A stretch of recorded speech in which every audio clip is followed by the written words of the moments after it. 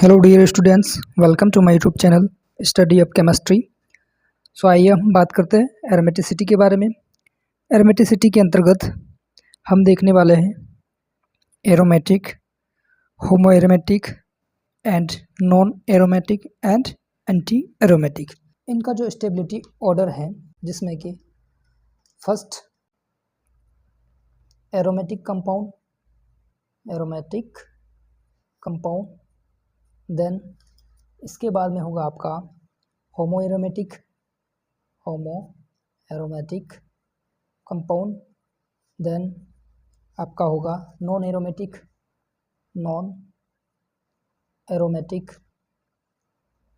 Then इसके बाद आपका लास्ट होगा एंटी एरोमेटिक कंपाउंड। यह है आपका एरोमेटिसिटी के अंतर्गत एरोमेटिक कंपाउंड की स्टेबिलिटी ऑर्डर, जिसमें एरोमेटिक कंपाउंड सबसे ज़्यादा स्टेबल होंगे और होमो एरोमेटिक उसके बाद, फिर नॉन एरोमेटिक एंड लास्ट में होगा आपका एंटी एरोमेटिक कंपाउंड। अब हम बात करेंगे one by one aromatic, homo aromatic, non aromatic and anti aromatic. इनके लिए क्या क्या कंडीशन रखी गई है, कब ये एरोमेटिक होगा, कब होमो एरोमेटिक, कब नॉन एरोमेटिक और कब एंटी एरोमेटिक। जैसे यहाँ पर हम बात करते हैं एरोमेटिक के बारे में। यहाँ पर बात करें हम कंडीशन फॉर एरोमेटिक कंपाउंड, तो एरोमेटिक कंपाउंड के लिए सबसे पहले क्या चाहिए, organic compound must be cyclic, यानी कि जो कंपाउंड होगा वो कैसा होना चाहिए, साइक्लिक। जैसे कि यहाँ पर हम 6 मेंबर रिंग बनाते हैं कुछ इस प्रकार से, ये है आपकी साइक्लिक रिंग, ठीक है। तो फर्स्ट कंडीशन यही होगी, साइक्लिक होना चाहिए। सेकंड जो है, organic compound must be planar, जो भी कंपाउंड होगा प्लेनर होना चाहिए, यानी कि इसके अंतर्गत जो हाइब्रिडाइजेशन होगी वो क्या होगी, sp2। जैसे इस तरह से हम इसकी स्ट्रक्चर शो करते हैं, तो ये सभी sp2 फॉर्म में प्रेजेंट होते हैं इस तरह से। तो ये आपकी स्ट्रक्चर प्लेनर, ठीक है। उसके बाद में जो थर्ड पॉइंट है आपका, इसमें लिखा है organic compound must be conjugated, यानी कि जैसे सपोज यहाँ पे हम एक एग्जांपल लेते हैं, ये single bond then double bond, इस तरह से ये कंजुगेशन में है, अल्टरनेटिव। और जैसे यहाँ पर सपोज यहाँ डबल बॉन्ड और यहाँ पे पॉजिटिव, ये भी कंजुगेशन में है। इसी प्रकार से यहाँ पर डबल बॉन्ड और यहाँ पे नेगेटिव, ये भी इस तरह से कंजुगेशन में है। तो ये कंजुगेशन शो करना चाहिए। उसके बाद में अगला पॉइंट, यानी कि 4th नंबर पे लिखा है आपका, organic compound must be follow हुकेल rule, जिसके अंतर्गत हम फॉर्मूला यूज करते हैं 4n+2 फॉलो करना चाहिए।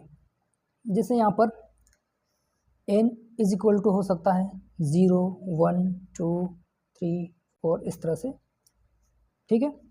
तो यहाँ पर 4n+2 सपोज हम n इज इक्वल टू 0 रखते हैं, तो ये फॉर्मूला अपना हो जाएगा 4 × 0 + 2, ये हो जाएगा आपका 2।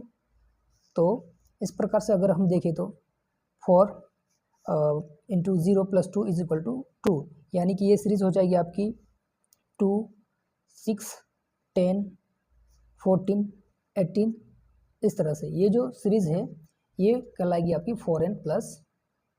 4n+2 के अंतर्गत, जो कि आपकी हुकेल रूल कहलाता है। जैसे यहाँ पर n इज इक्वल टू 1 लेते हैं हम, तो ये फॉर्मूले के अकॉर्डिंग ये हो जाएगा 4 × 1 + 2, तो ये कितना हो जाएगा, देखो यहाँ से 6 हो जाएगा, जैसा कि हमने लिखा है। इसी प्रकार से 6, 10, 14, 18 ये क्या शो करते हैं, एरोमेटिक कंपाउंड के लिए ये वैल्यू होगी, ठीक है। तो इस प्रकार से जो एरोमेटिक कंपाउंड है उसके लिए फर्स्ट में क्या देखोगे, ऑर्गेनिक कंपाउंड साइक्लिक है या नहीं। सेकंड पोजीशन, जिसके अंतर्गत प्लेनारिटी यानी कि sp2 हाइब्रिडाइजेशन है या नहीं। उसके बाद जैसे ऑर्गेनिक कंपाउंड है उसमें कॉन्जुगेशन होना चाहिए। उसके बाद जो 4th रूल है उसके अंतर्गत देखना आपको हुकेल रूल। सो यहाँ पर मैं एक एग्जांपल लिखता हूँ, जैसा कि आप बता सकते हो देख के ही।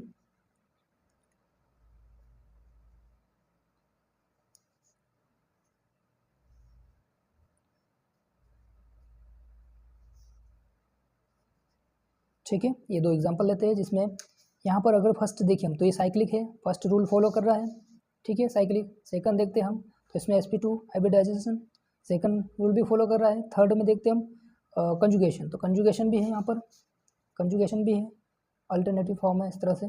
और फोर्थ में देखते हैं 4n+2 2 4 6 यानी कि 6, ये भी फॉलो कर रहा है, यानी कि ये क्या है एरोमेटिक। और यहाँ बात करें हम तो साइक्लिक तो है, फर्स्ट फॉलो कर रहा है। सेकंड में आपका है प्लेनार भी है, ठीक है, और कंजुगेशन भी है। पर ये जो 4n+2 ये वाला फॉलो नहीं कर रहा है, जैसे 2n2 4, तो 4 यहाँ पर फॉलो नहीं हो रहा है, यानी कि ये किस में चला जाएगा, एंटी एरोमेटिक कंपाउंड के अंतर्गत। अब देख लेते हैं हम एंटी एरोमेटिक कंपाउंड की कंडीशन क्या क्या है। जैसा कि यहाँ पर बताया हुआ है, एंटी एरोमेटिक के लिए साइक्लिक तो होगा ही, ये रूल तो फॉलो होगा, सेकंड भी होगा, प्लेनारिटी भी होगी, थर्ड भी होगा, बस फोर्थ में डिफरेंस आ जाएगा, यानी कि जो एंटी एरोमेटिक कंपाउंड है उसमें फोर्थ रूल क्या हो जाएगा, चेंज हो जाएगा। फोर्थ रूल कौन सा होगा, चलो देखते हैं हम इसके बारे में। तो यहाँ पर लिख लेते हैं हम condition for anti aromatic compound. अब देख लेते हैं हम condition for anti aromatic compound. इसके लिए सेम फर्स्ट जो कंडीशन रहेगी उसमें साइक्लिक रिंग होना चाहिए, ठीक। सेकंड कंडीशन होगी प्लेनारिटी, यानी कि प्लेनार होना चाहिए कंपाउंड। थर्ड में होगा कंपाउंड क्या होना चाहिए, कंजुगेटेड। फोर्थ में क्या होगा, यहाँ पर हम एरोमेटिक के लिए क्या देख रहे थे, 4n+2, पर यहाँ पर जो है एंटी एरोमेटिक के लिए 4n पाई इलेक्ट्रॉन। और जैसे एग्जांपल लेते हैं 4n, यहाँ पर n = 1 2 3 एक्सेट्रा ले सकते हैं। इसमें हम जब जैसे सपोज 4 × हम 1 लेते हैं तो ये कितना हो जाएगा, 4 ही हो जाएगा। इसी तरह से 2 लेंगे तो ये हो जाएगा 8, तो ये वाली सीरीज फॉलो करेगी 4 8 12 16। अगर हम सपोज इस तरह से कंपाउंड लेते हैं हम ये वाला, अब यहाँ पर 2n2 4, ये हो गया 4, यानी कि ये किसके अंतर्गत जाएगा, एंटी एरोमेटिक के अंतर्गत। वैसे ही और भी एग्जांपल ले सकते हैं जिसमें 8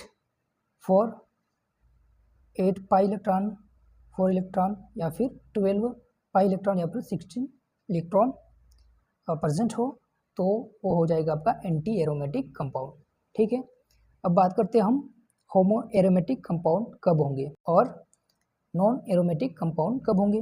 नॉन एरोमेटिक कंपाउंड अगर ये जो तीनों रूल्स हैं, साइक्लिक, प्लेनार और कॉन्जुगेशन, ये तीनों अगर फॉलो नहीं करता है तो वो किस में चला जाएगा, नॉन एरोमेटिक कंपाउंड के अंतर्गत। यानी कि नॉन एरोमेटिक कंपाउंड के बारे में लिख लो, condition for non aromatic compound. इसके लिए क्या है कंडीशन कि ये जो फर्स्ट, सेकंड, थर्ड, इनमें से कोई भी कंडीशन फॉलो नहीं करता है तो ये किस में चले जाएगा, नॉन एरोमेटिक कंपाउंड के अंतर्गत। तो लिख लो अबव 3